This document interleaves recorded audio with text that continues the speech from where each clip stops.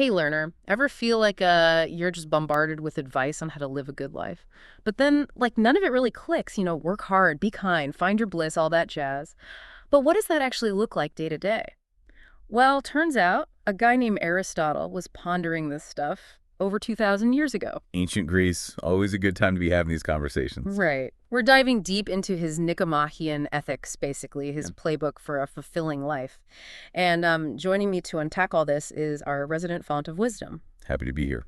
Okay, so the first thing that really struck me was this whole idea of the golden mean. Have you ever heard that term before? Absolutely. It's central to Aristotle's whole philosophy. So how does it actually work? It sounds kind of mystical, like finding the perfect balance or something. It is about balance, yeah, but not in some vague, mystical way.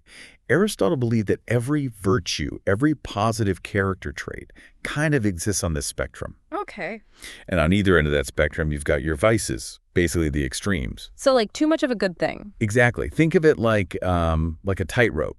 Too far to one side, and you're, boom, plummeting into excess.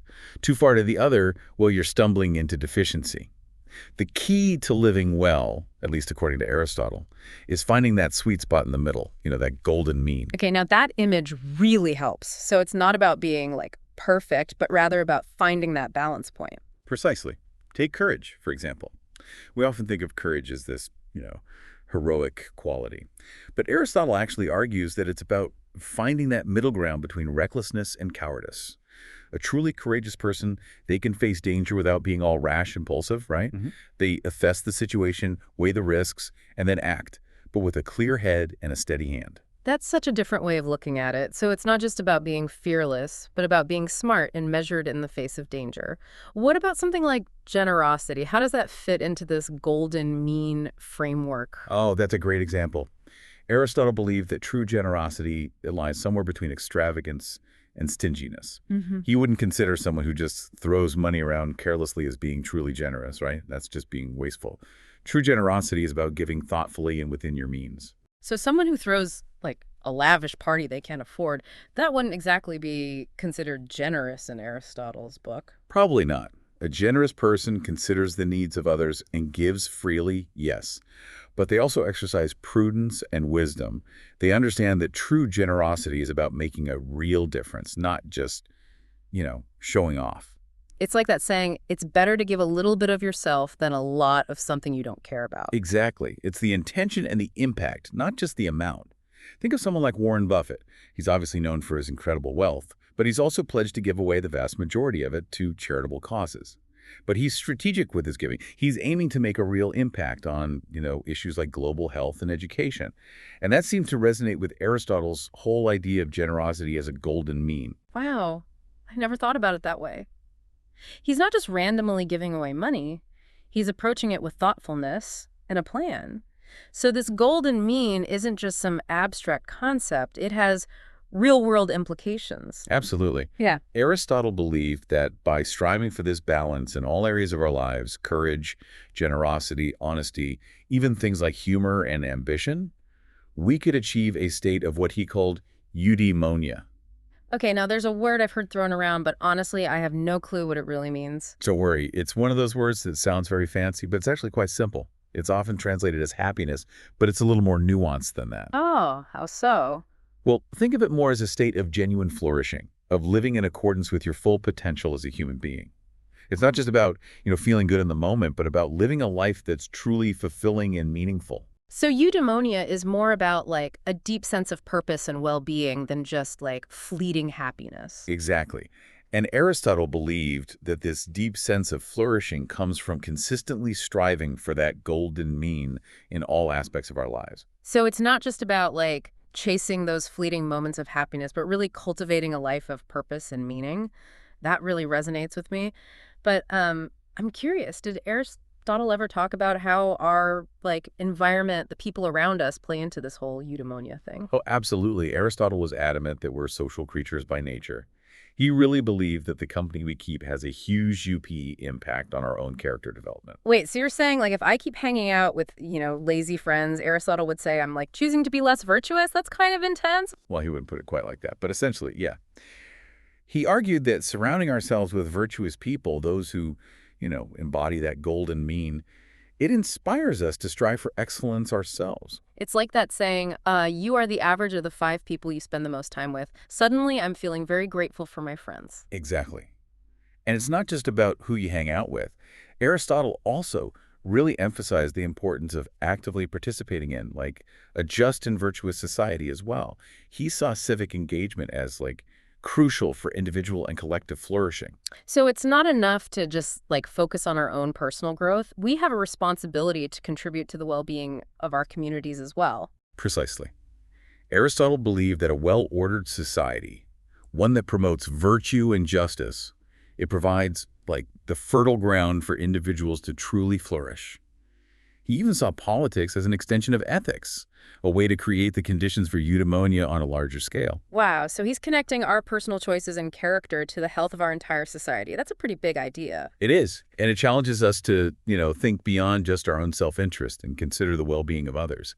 Aristotle argued that true fulfillment, it comes not just from personal excellence, but also from contributing to the common good. This is making me rethink my whole perspective on things like, voting and community involvement. It's not just like a chore, but an essential part of living a virtuous life, I guess.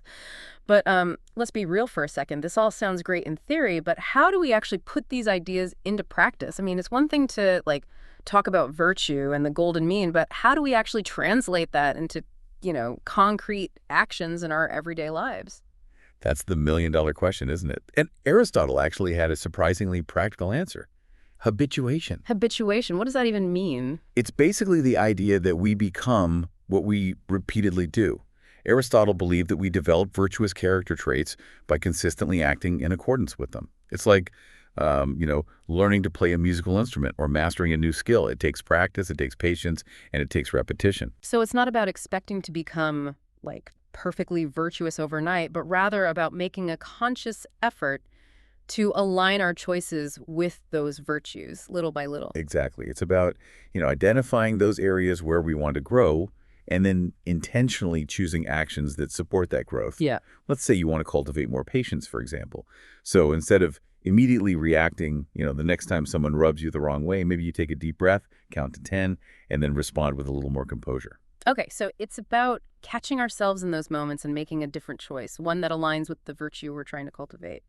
But how do we even know where to start? I mean, there are so many virtues. You're right, it can feel overwhelming. Aristotle would probably suggest starting with a little self-reflection. Take some time to honestly assess your strengths and weaknesses, your values, your aspirations. Think about the kind of person you want to become, and then try to identify the virtues that would help you get there. So it's like creating a roadmap for personal growth, Right. identifying the destinations we want to reach, the virtues we want to embody, and then figuring out the steps we need to take to get there. Precisely. And don't be afraid to, ask for directions along the way. Talking to friends, family, mentors. It can provide valuable insights and support. It's like having a personal board of advisors for our journey to eudaimonia. Exactly. Because ultimately it's about striving to become the best versions of ourselves, both for our own well-being and, of course, for the benefit of those around us. I love the idea of having a personal board of advisors for life. But even with the best support system, let's face it, life throws curveballs. What happens when things go wrong, Where does Aristotle's whole idea of eudaimonia fit in when we're dealing with loss, disappointment, or setbacks? That's such a crucial point. Aristotle understood that life isn't always rosy. He actually dedicated a good chunk of his ethics to grappling with the role of external factors in our pursuit of a good life. So he didn't shy away from the tough stuff. What was his take on it, then? Well, he acknowledged that external events, things like wealth, health, even our reputation, they can definitely influence our well-being. But here's the kicker. He believed that true eudaimonia, that deep sense of flourishing, isn't dependent on those external factors. Wait, really? So even if life throws you a curveball, you can still achieve eudaimonia? That was his belief. Aristotle argued that even in the face of adversity, we still have the power to choose how we respond. We can choose to face challenges with courage, to treat others with kindness, to act with integrity, even when it's hard. That's a really empowering message. It's not about controlling our circumstances, but about controlling our own reactions and choices. Exactly. It's about focusing on what we can control, our own thoughts, our actions, our character, and cultivating those inner qualities that lead to a fulfilling life no matter what's happening around us. I know we keep coming back to this golden mean idea, but it seems like even in the face of adversity, finding that balance is key. Like not falling into despair, but also not being unrealistically optimistic. You've hit the nail on the head. It's about navigating those challenging emotions with wisdom and finding that middle ground between resignation and denial. Aristotle believed that true resilience comes from accepting what is while simultaneously striving to make the best of any situation. It's like that quote, life is 10% what happens to me and 90% how I react to it. It sounds like Aristotle was way ahead of his time. He really was. And here's something else to consider. Aristotle believed that facing challenges, well, even failing at times, can actually contribute to our growth and ultimately to our eudaimonia. Wait, seriously, failure can make us happier. Not happier in a superficial sense, but it can contribute to our overall flourishing. Aristotle recognized that failure is an inevitable part of life and that it provides valuable opportunities for learning and growth. It's like they say, sometimes you win, sometimes you learn. Exactly. It's about reframing failure as a chance to reflect, to learn from our mistakes, and to develop greater resilience. Remember that idea of habituation we talked about earlier? Well, it applies to how we handle setbacks, too. Each time we face a challenge with courage and integrity, we strengthen those virtues within ourselves. So even in those moments when we stumble, we're still moving forward on the path to eudaimonia. Precisely. It's a journey, not a destination. And that journey is ultimately about becoming the best versions of ourselves, not despite our challenges, but because of them. Wow, this has been such an eye-opening conversation. So for you listening, what's resonating with you the most? What's one small step you can take today to start applying these ideas in your own life? Maybe it's about reflecting on your own golden mean for courage or generosity. Or perhaps it's about looking at your circle and asking yourself, are these people helping me become my best self? Whatever it is, remember, like any good habit, cultivating virtue takes practice. Aristotle's ethics is full of wisdom that can guide us on that journey, helping us navigate the complexities of life and ultimately live in a way that brings genuine fulfillment. It's about embracing that journey of growth and striving to become a little bit better each and every day. Thanks for joining us on this deep dive into Aristotle's Nicomachean Ethics. We'll be back next time with another fascinating topic.